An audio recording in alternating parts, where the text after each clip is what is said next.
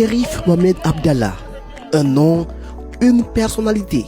Président du groupe organisé des hommes d'affaires, l'opérateur économique est une fierté nationale.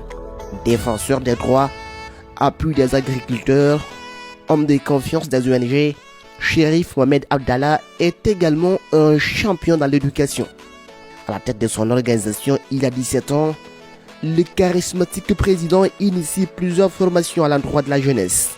La cause juvénile de son pays, dont il rêve voir grandir. Voilà pourquoi, le 13 septembre 2009, le Goa et son président signent un accord de partenariat avec l'UFG, Université française de Guinée. Objectif, appuyer la formation, permettre également aux étudiants de disposer de ressources compétentes au bénéfice des secteurs économiques. L'organisation met aussi à la disposition des apprenants en anglais son siège basé à Koza dans la commune de Ratoma. Soucieux du développement de sa nation, Chérif Mohamed Abdallah et son organisation réalisent en 2009 un guide sur l'investissement en Guinée. Un document préfacé alors par le président de la junte Moussa Dadis Camara. L'institution élabore ensuite le guide sur l'exercice du commerce en Guinée. Cette fois-ci, c'est le général Korka Diallo, ministre du Commerce et de l'Industrie d'alors, qui signe la préface. L'assainissement des villes du pays est également une priorité chez le président du Goa. Chérif Mohamed Abdallah et son équipe lancent une vaste campagne d'assainissement des marchés du pays. Le président du Goa et ses hommes avaient alors débarrassé le plus grand centre de négoce de la capitale guinéenne Madina des ordures. Une séance d'assainissement était initiée à la fin de chaque mois. C'est chaque dernier samedi de tous les mois, nous allons assainir les marchés de Conakry et de l'intérieur du pays. Et Inch'Allah, ça ne sera pas un fait de paille.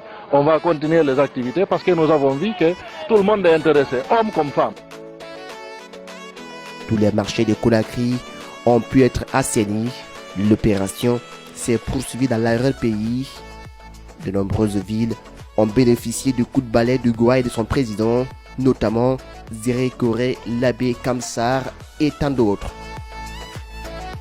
Toujours fidèle à sa vocation, c'est de défendre l'intérêt des opérateurs économiques. L'homme anime plusieurs conférences de presse. Objectif, dénoncer l'augmentation exorbitante du prix du carburant à la pompe.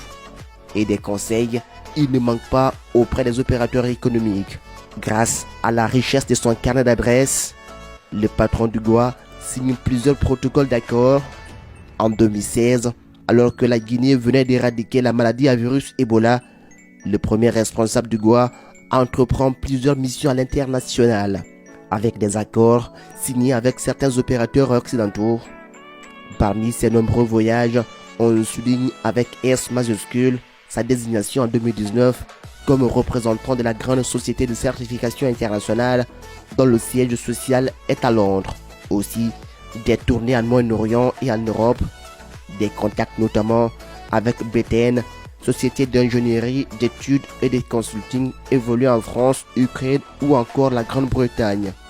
Le président du Goa, Chérif Mohamed Abdallah, prend part à d'importantes rencontres internationales, dont celle tenue en septembre 2018 à Kiev, la capitale ukrainienne. Cette rencontre a été organisée par la Chambre de commerce internationale. Objectif, échanger sur les investissements en Afrique.